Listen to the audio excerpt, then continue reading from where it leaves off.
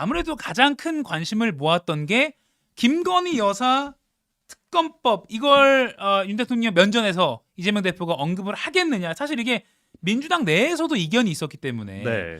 직접 거론할지 여부였는데 어제 보면 직접적으로 거론한 건 아닌데 아무튼 우회적으로 대통령에게 특검 받아라 이렇게 요구를 하긴 했죠. 네, 제가 어제 요 시간에 네. 이제 이갈국 기자랑 얘기를 하면서 김건희 여사 특검법에 대해서 이 대표가 언급하지 않을 거다 이렇게 좀 약간 예측. 자신에 넘치는 말씀을 드렸는데 예. 사실 평가를 해보자면 반은 맞고 반은 틀린 거 아니냐 이렇게 음. 좀 얘기를 해보고 싶은데요.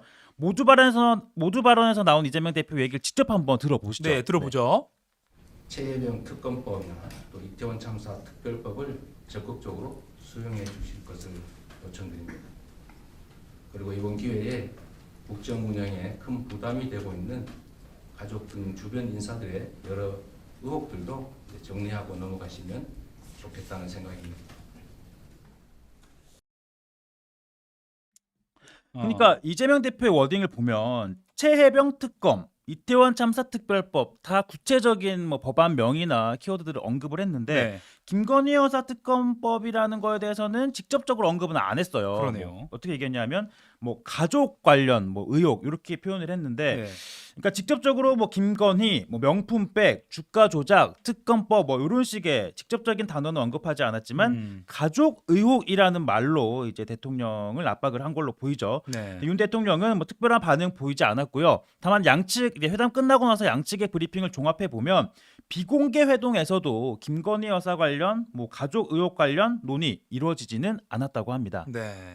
뭐 그것뿐만 아니라 이제 또 최상병 특검법 관련해서도 대통령이 특별한 언급 없었다라고 하니까 저희도 오늘 방송 전체 제목을 그렇게 좀 달아봤는데 김건희 여사 또 최상병 특검법 대통령은 언급이 없었다. 네. 그러니까 이제 빈손이라는 평가가 나오기도 하는 것 그렇죠. 같습니다. 그리고 당초 이제 회담 예정 시간 사실 1시간인데 뭐 넘길 거란 예측이 우세하긴 했습니다. 역시나 길어졌고요. 2시간 10분, 뭐 2시간 15분. 근데 대화라는 게 사실 양측이 주고받는 거잖아요. 그런데 이제 카메라가 다 이제 퇴장하고 나서 네. 또 상황이 좀 주고받는 게 많지 않았다고 해요. 네, 이제 모두 발언에서는 일단 이재명 대표가 한 15분 가량 일방적으로 이렇게 네. 메시지를 전달하는 그런 장면이었는데요. 예. 그 발언이 끝나자 윤 대통령이 자세한 말씀은 저희끼리 얘기를 하시죠라면서 회담을 비공개로 이제 곧바로 전환을 했습니다. 예.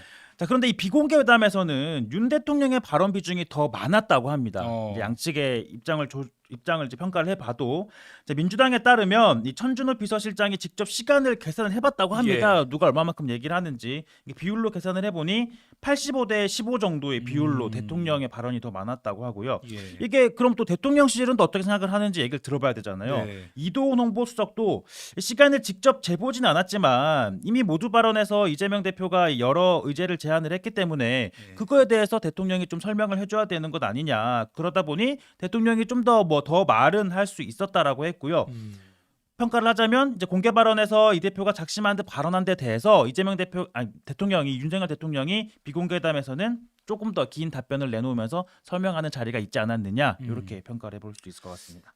뭐 사견입니다만 혹시 그러니까 대통령이 하고 싶은 말만 길게 해서 민감한 김건희 여사 관련이나 최상병 관련을 말을 안 하게 하는 전략이 아니었을까.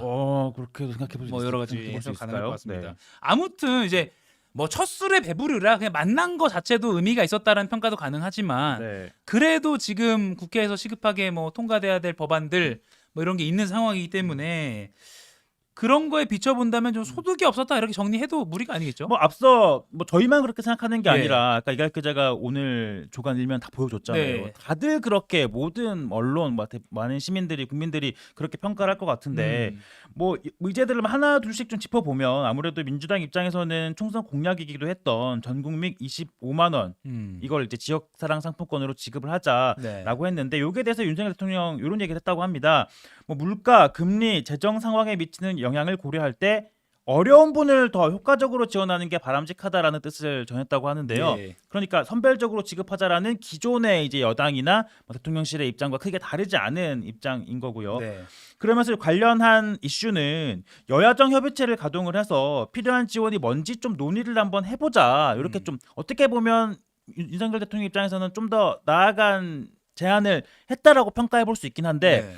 이재명 대표 입장에서는 아니 그렇게 하면 여야가 서로 자기 주장만 펼칠 거 아니냐. 대통령이 한번 결단해 주시면 이거는 뭐 쉽게 되는 거 아니냐 이렇게 또 다시 제안을 했다고 하는데 네. 윤 대통령은 뭐 재정 문제, 국가 재정 문제 등 우려하면서 사실상 거절 의사를 나타냈다는 게 또 민주당 측의 설명이긴 합니다. 네, 여야정 민생 협의체가 구성이 된다면 거기선 결론이 나겠네요. 사실은 복지라는 거는 대통령이 결단을 해야 될 문제이기도 하잖아요. 그러니까 그렇죠. 어떤 네. 큰 틀에서의 철학의 문제이기 때문에 지금 딱 그게 드러나잖아요. 다 나눠주자 보편적으로. 대통령은 어제 말한 게 필요한 어려운 분을 더 효과적으로 지원하자. 딱 그 복지를 보는 두 가지 철학을 대표적으로 그렇죠. 하는 발언을 한 건데 그러다 보니까 이거는 어제 좀 결론이 났으면 좋았겠다라고 기대를 많이 했던 것 같습니다.